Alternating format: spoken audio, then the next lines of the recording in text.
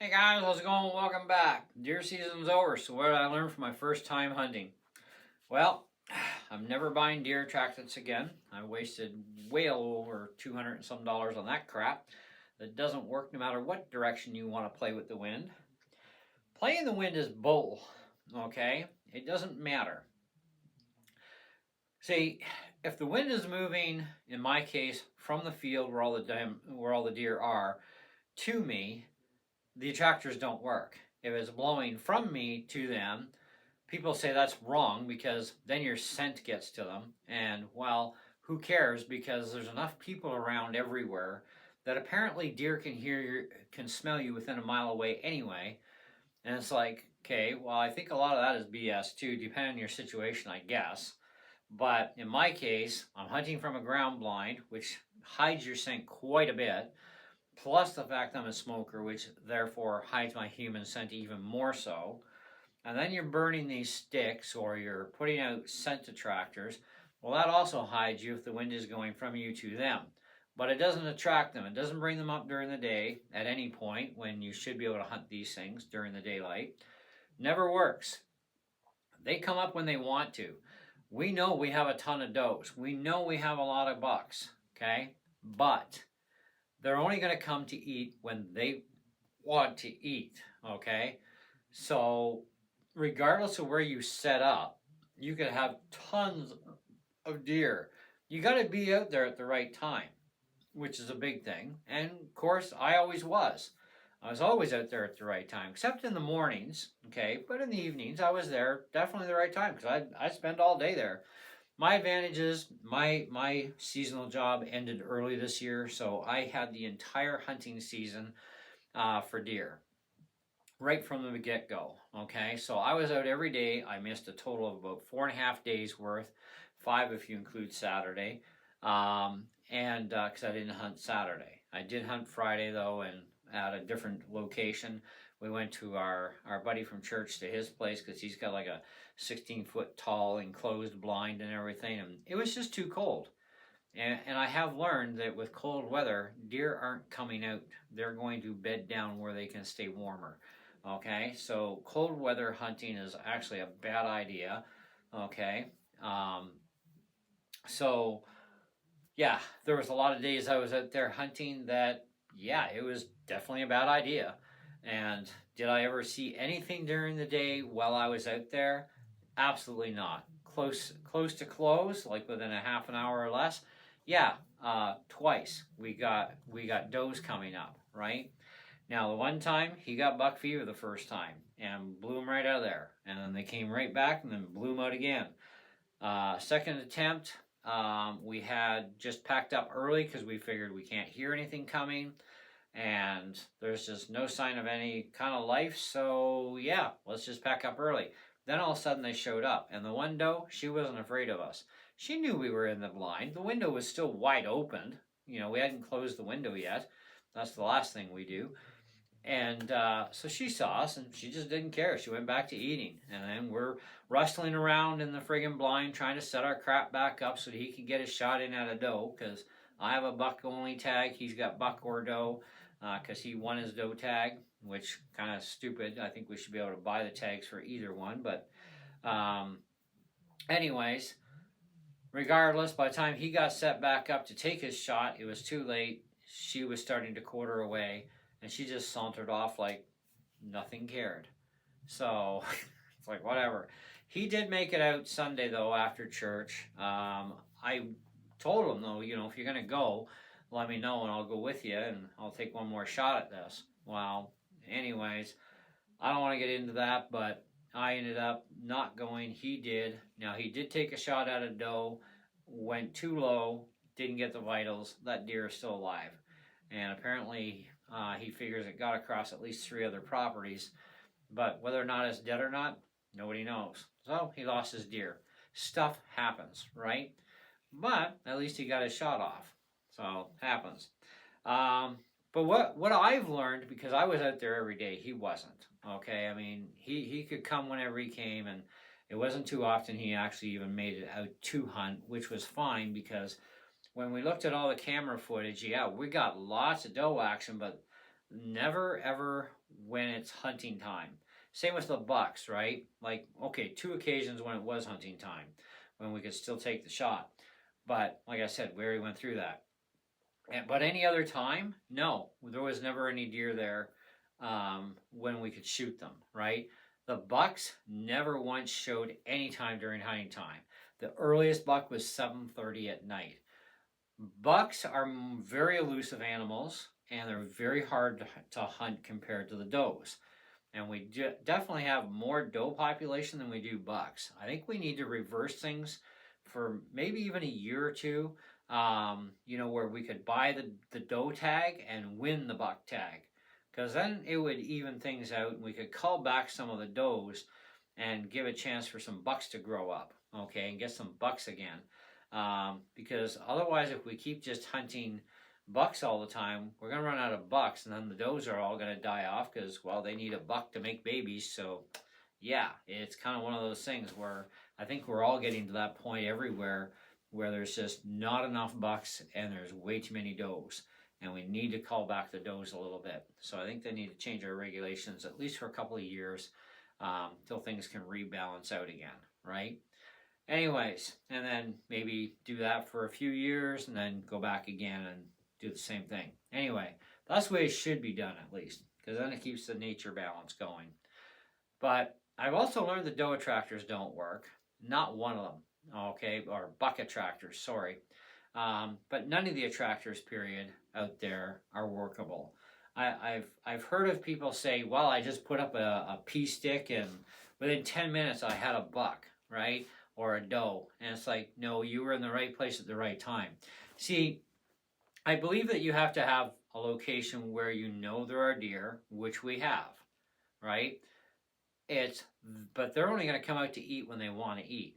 And it's never when you need them there, okay? Very rare, right? But again, it depends on the activity. How much activity? If you got a ton of activity, and I even looked at other YouTube videos and other forums and Facebook groups, and everybody was having a problem this year trying to get bucks because they're not coming out until it's too late to hunt them. The does are coming out more often, but the does also know that they're safer because there's less people hunting does than there are bucks, right? So there's more buck hunting going on. So I think that the deer are not quite as stupid as people think they are. I think they're pretty damn smart, to be honest. Scent control. Let's talk about that for human scent. I'm a smoker. Hides a lot of my human scent right there. Also hunting out of ground blind. Again, hides a ton of my scent. I'm about probably 97% well hidden.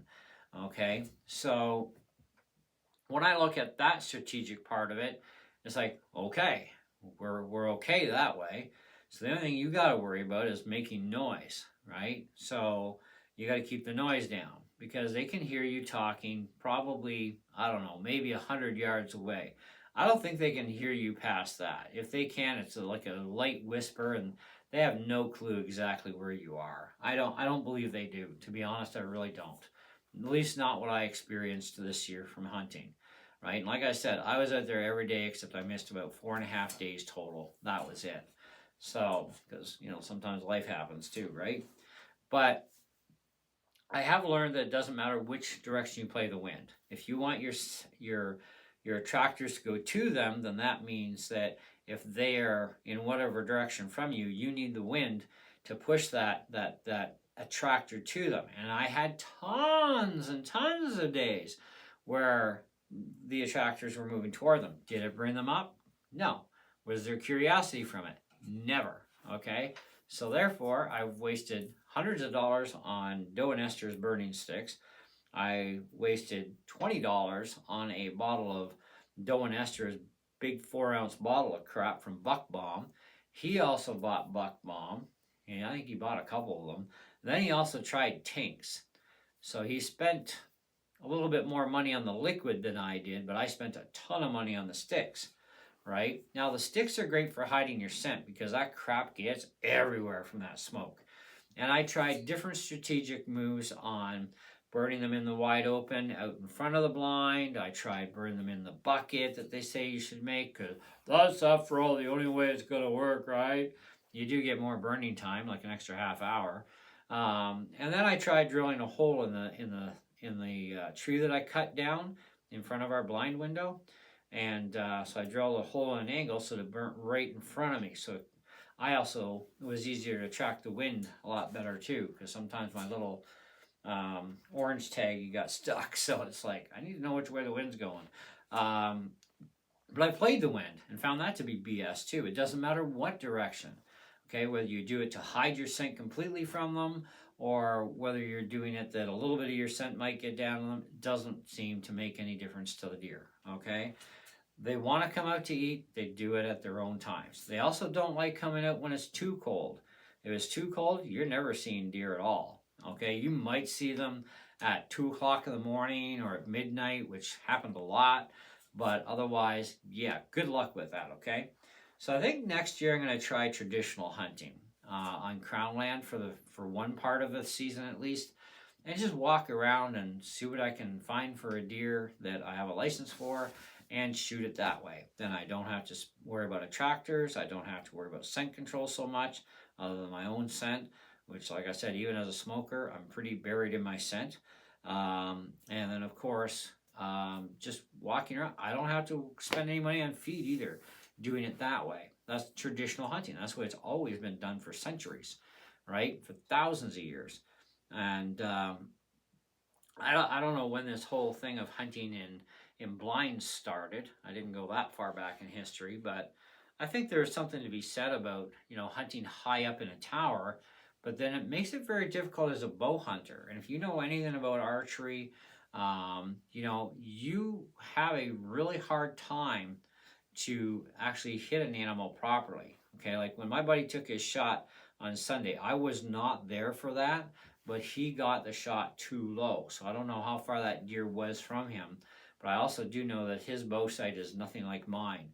I can just range find it. My rangefinder gives me the exact precise angle of yardage, horizontal and angled, and I set to the angle, and I would easily get a vital shot, because I can set my bow that way because it's yard by yard dial-in.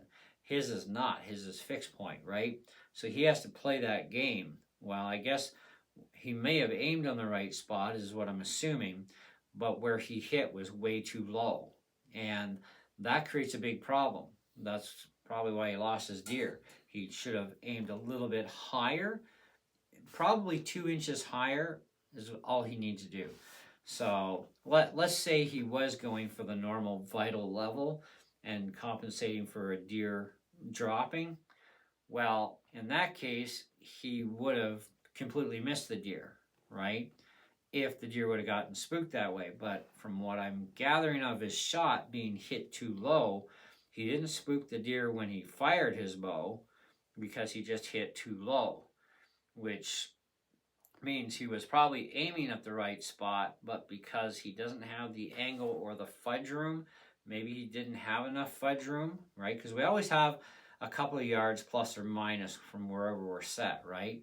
To a certain point. Depends on your setup too. Like I said, mine's yard by yard, so I don't get that same fudge room as somebody else would get. And I do have bows that do have manual sights, so I know how each one is working on each bow. And I definitely do not have the same amount of fudge room, okay? But anyway, so I don't know what happened, but that's the way it went for him on Sunday, which is too bad. I mean, we were both hoping to get our deer this year, and it didn't happen, right? The bucks for me, they never came out till late at night, or right after close at some point around 7:30. Too late, can't shoot them, right? So I got one grouse to show for all my efforts this year. I was like, that sucks. And all that money down the tubes, and I got a grouse. But hey, at least I got something. And I took the grouse with my bow, so that's good, So next year we do better. Next year we change the way we do things. We learned a lot this year from where we were at. Okay, we did try another location, learned something there. Don't go out when it's sub-freezing temperatures, because the deer are not coming out. You need warmer weather for them to move around, okay? And you got to watch the wind. Wind speed is a big thing with deer too. If it's too windy, they ain't moving. It could be nice and warm for them, but if it's way too windy, they're not coming out, because then they can't hear.